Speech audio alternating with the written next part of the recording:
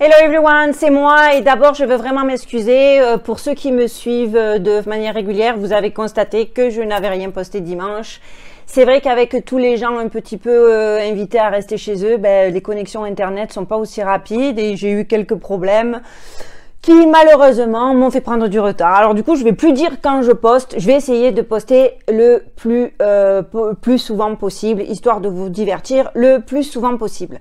Derrière ça, j'ai eu beaucoup de suggestions aussi à propos de sujets, à propos de ce que vous voudriez que je traite. Je sais que ce qui est souvent revenu, c'est que ce serait sympa que je m'intéresse à l'actualité. C'est compliqué parce que comme je vous l'avais expliqué dans une précédente vidéo, un peu que je suis pas au fait de l'actualité française vu que ça fait quand même 15 ans que je vis plus en France, même plus je crois, plus de 15 ans. Donc c'est compliqué et je me sens pas légitime pour le faire. Par contre, vous m'avez suggéré de faire des FAQ. Ouais, j'aime bien l'idée, donc peut-être je vais en préparer un assez prochainement. Et surtout, vous m'avez demandé de venir vous parler. Alors, pour ceux qui savent, je ne prononcerai pas le nom de l'épidémie parce que sinon on se fait striker par YouTube. Donc j'appelle ça le koum-koum. Donc vous m'avez demandé effectivement si je pouvais traiter ce sujet. Alors oui, mais par contre, je vais essayer de le traiter sous un angle que je n'ai pas vu trop abordé dans YouTube, histoire de pas faire redondant et de pas répéter différemment ou paraphraser des vidéos que vous auriez déjà vues. J'espère que cet angle de réflexion va vous plaire et que vous allez, parce que je vais le faire en deux parties, histoire que ce soit pas trop indigeste si c'est juste débile. Donc j'attends vos petits commentaires. Voici la première partie de mon analyse à propos du koum-koum. C'est maintenant.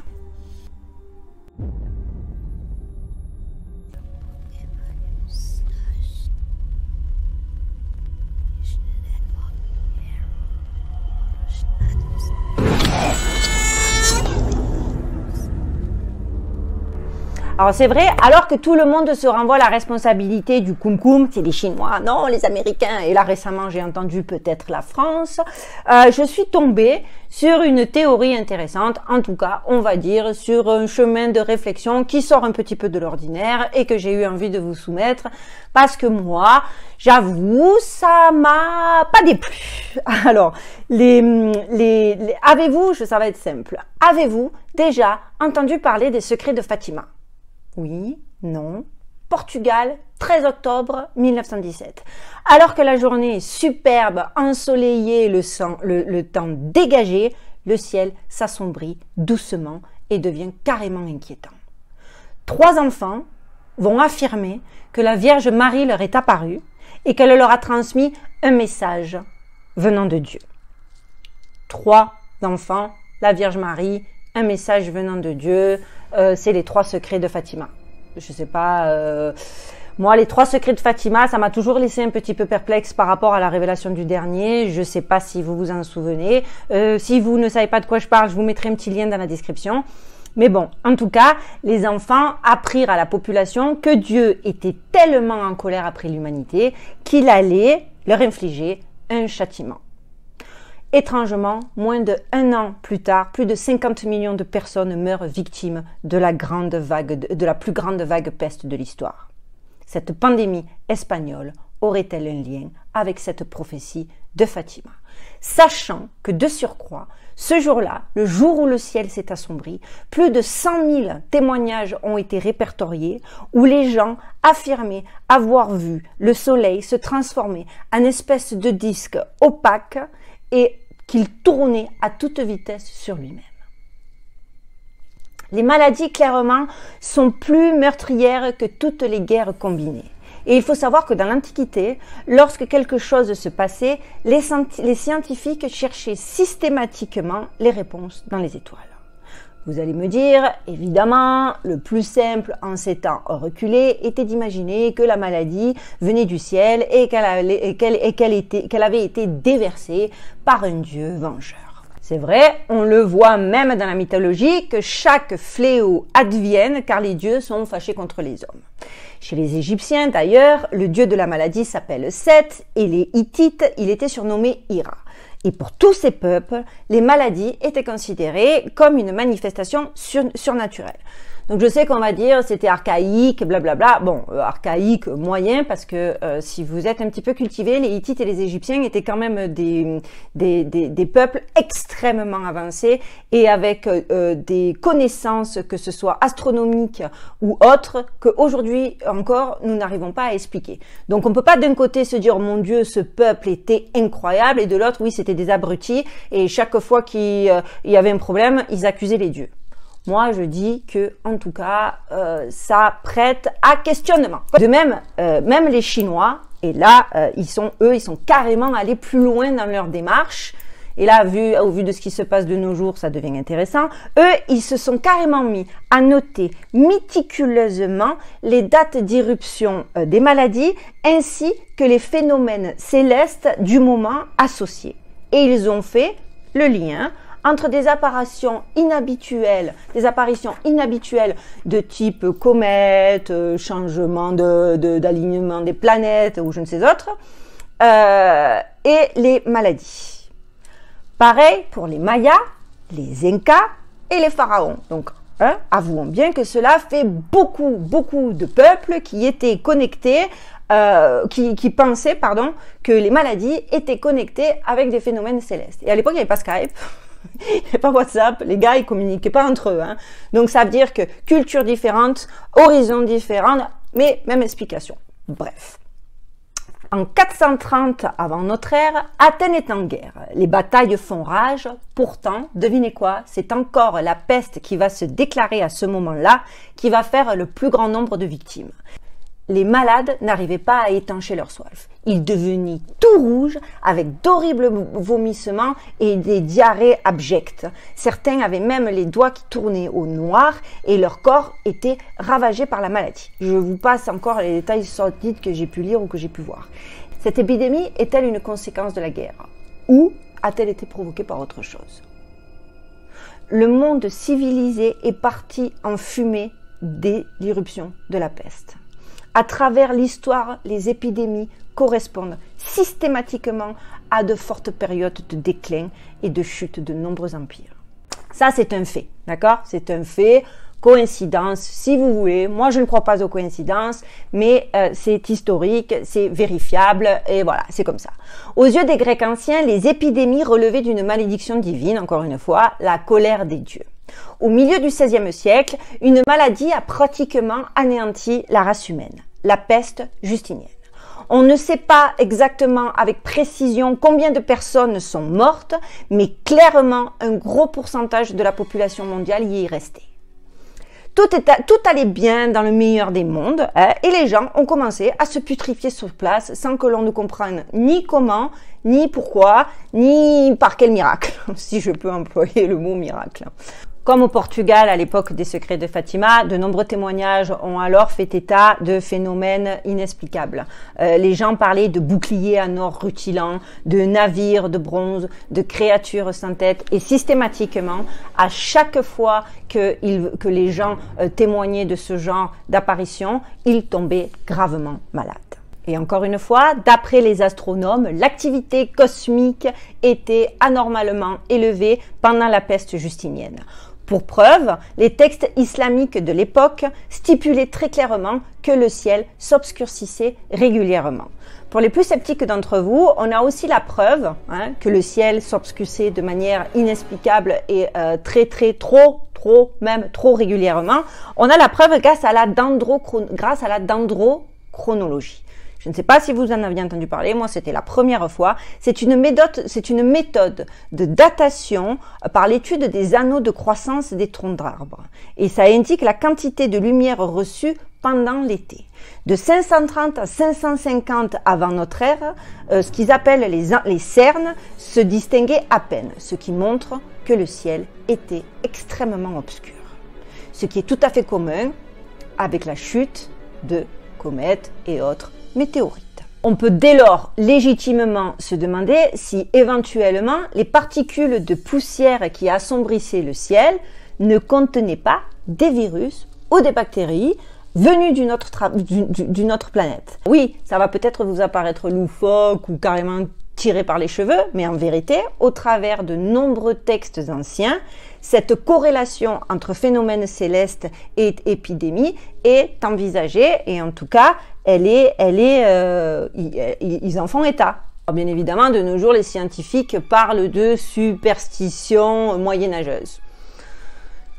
Ouais, peut-être, peut-être pas. En tout cas, regardez ça et vous allez me dire superstition, pas superstition, si ça se tient, si c'est loufoque ou si vous, quand même, vous allez commencer à vous dire what the fuck. Regardez bien cette statuette.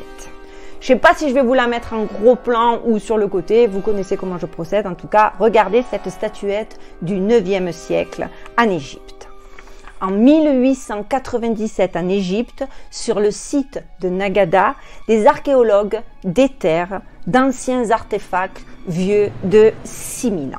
Au milieu de tous ces trésors se trouve cette statuette basalte, noire polie, d'un homme barbu, surnommé l'homme de MacGregor, en référence au révérend William MacGregor, qui fut le premier acheteur de cette petite statuette.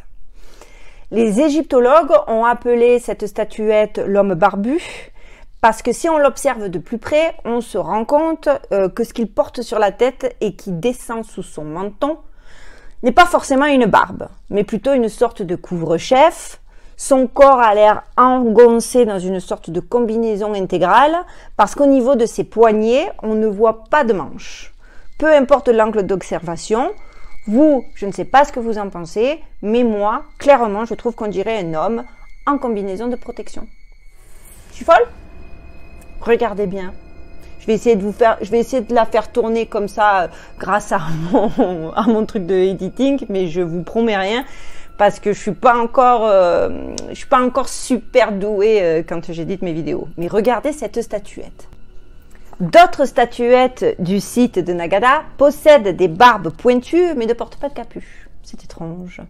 Le mystère s'épaissit d'autant plus quand on sait que Nagada était apparemment la patrie de Seth, le dieu égyptien de la maladie dont je vous parlais plus tôt. Beaucoup pensent que ces attributs imitent des appareils utilisés par les visiteurs pour se protéger de produits chimiques très dangereux qu'ils répandraient sur Terre. Regardez encore la statue. Autour de la taille, l'homme barbu porte quelque chose qui, pour moi, ressemble énormément à une machine, contrairement à ce qu'en disent les égyptologues qui prétendent que l'homme porte un étui pénien. Ou alors, excusez-moi du joke, mais bravo monsieur. Si ça c'était un étui peigné, bravo monsieur. Congratulations! Moi, je vous le pose tout net. Est-ce que vous ne pensez pas que plutôt que de représenter un autochtone qui aurait été, je sais pas, un influenceur de l'époque parce que son outfit, il y a personne qui porte les mêmes habits que lui. Hein, peut-être c'était un youtubeur. Non, mais très sincèrement, la question qu'on peut se poser légitimement, est-ce que c'est possible que cette statue représente quelqu'un venu d'ailleurs? Et l'homme de MacGregor n'est pas un cas isolé. Aux quatre coins du monde, une pléthore de statuettes remontant à l'Antiquité dépeint des créatures surnaturelles vêtues d'une sorte de combinaison faciale. Et là, je vais vous en mettre. Je vais vous faire passer des statues qui sont dans des musées. Hein. J'ai pas eu à creuser de ouf. Je suis pas allée sur des sites conspirationnistes. J'ai fait attention parce que des fois, j'ai vu qu'il y avait des montages, on savait pas. Non. Mais là, par contre, tout ce que je vous montre, tout ce qui va défiler et qui, j'espère, va vous faire halluciner autant que ce que ça m'a fait halluciner, on les retrouve dans des musées. D'ailleurs, je me pose la question, tous ces gens qui ont eu la chance de passer à travers ces musées et qui ont vu ça, comment ils ont justifié dans leur tête et qui se sont pas posé de questions, c'est bizarre, ce truc, ça ressemble à un vaisseau spatial, à une fusée, mais c'était il y a longtemps, comment ils ont pu? Je sais pas. Voir, elles abondent en Amérique centrale, plein d'êtres sculptés dans la roche, portent des casques. Il y en a un, je vais essayer de vous le mettre là, qui pour moi est hallucinant, d'où sortent carrément des espèces de tuyaux et dans certains cas, les casques sont reliés à des sortes de réservoirs. Pourtant, les étranges figurines en combinaison respiratoire ne remontent pas uniquement à l'Antiquité. En 1347, des équipages entiers de marins italiens meurent subitement, les corps couverts de bubons noirs, qui suinte, plein de sang, de pus, hein, on connaît. La maladie se propage rapidement à travers l'Europe. On va très vite l'appeler la peste noire ou peste bubonique. On mourrait après une lente et extrêmement douloureuse agonie. En l'espace de 5 ans, cette maladie jusqu'alors inconnue tua plus d'un tiers de la population européenne. Comme pour les précédentes épidémies, je vous le mets dans le mille, cela s'accompagna d'étranges phénomènes dans le ciel. Certains ont parlé d'espèces de navires de bronze qui semblaient vaporiser une brume. Très vite, après avoir vu cette apparition, comme précédemment, à travers l'histoire, des centaines d'années de différence, les gens tombaient anormalement malades et mouraient après avoir vu ces apparitions inexplicables. Parce que vraiment, on ne peut pas nier que ces témoignages se corroborent les uns les autres pendant les pestes, entre la peste du Justinien, la peste espagnole, la peste... 800 ans plus tard, 800 ans plus tôt, 800 ans plus tard, les mecs, ils ont les mêmes apparitions. Alors, je vous le demande, les amis, quel phénomène naturel correspondrait à cette description, hein? Des vaisseaux dans le ciel, des bateaux, parce qu'à l'époque, ils utilisaient vaisseau pour dire bateau, hein, comprenons-nous bien. Donc, quel phénomène naturel correspondrait à cette description? Et de quoi pouvait bien être composée cette brume mystérieuse en provenance du ciel? Les historiens soutiennent que, en fait, tout ceci s'explique par le fait que les maladies provoquaient des hallucinations. Mais à ce moment-là, comment peuvent-ils expliquer que des milliers de gens eurent exactement les mêmes? Et alors là, les amis, je pense que vous avez compris un petit peu l'angle de réflexion que j'avais l'intention d'aborder. Je ne sais pas si vous trouvez que c'est trop capillotracté ou que éventuellement c'est pas si pertinent que ça. Donc, comme d'habitude, j'attends vos commentaires. Est-ce que vous voulez la deuxième partie? C'est pour ça que, les amis, vous savez que j'écoute beaucoup ce que vous me dites et les conseils que vous me donnez.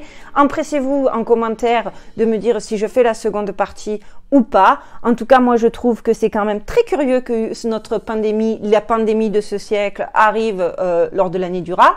C'est pareil quand on me dit, oh, parce que j'en ai parlé autour de moi, mes amis, c'est systématiquement la même réaction. Oh, tu crois, attends, les astrologues, les astronomies, etc. En attendant, Madame Tessier, je l'ai vue il y a très peu de temps dans une émission qui passait sur la télé française, elle avait quand même dit, donc il y a très peu de temps, il y a au moins 6 mois, hein, elle avait quand même dit, oui, j'ai lu et j'ai vu qu'en 2020, exactement à cette période, et elle a dit ça donc avant que tout arrive, je vois soit une grosse épidémie, soit un gros problème économique, j'arrive pas à identifier, au final, c'est les deux. Donc, elle était aussi, ne l'oublions pas, une consultante de nos plus grands présidents. Est-ce que c'est gage de... Ouais, je sais pas trop. En tout cas, voilà. Vous savez, comme d'habitude, ça, c'est important, l'algorithme, la suggestion, YouTube, naninana, parce que effectivement, je cartonne pas au niveau des vues et que je peux pas m'empêcher de me demander si c'est parce que mes sujets perdent de l'intérêt ou mon ton qui n'est pas bon ou si vous voyez des choses à améliorer, n'hésitez pas. La deuxième partie, si vous me la demandez, je vous assure, moi, j'ai trouvé ça fascinant et n'oubliez pas de vous abonner parce que plus j'ai d'abonnés, plus j'ai de poids, plus je suis suggérée, plus je suis vue et plus tous ensemble on peut se poser les vraies questions et en tout cas les questions qui peut-être n'ont jamais été abordées jusque-là. Quoi d'autre? La petite cloche, n'oubliez pas, comme ça vous avez en avant-première la petite notification systématiquement à chaque fois que je poste une vidéo. Je vous prépare une vidéo sur les facs aussi, j'espère que ça vous plaira. Si vous avez des questions, n'hésitez pas, hein, pour des questions indiscrètes, n'hésitez pas, je répondrai à tout avec un grand plaisir. Donc les amis, je vous souhaite courage, bon confinement, stay safe et à très bientôt.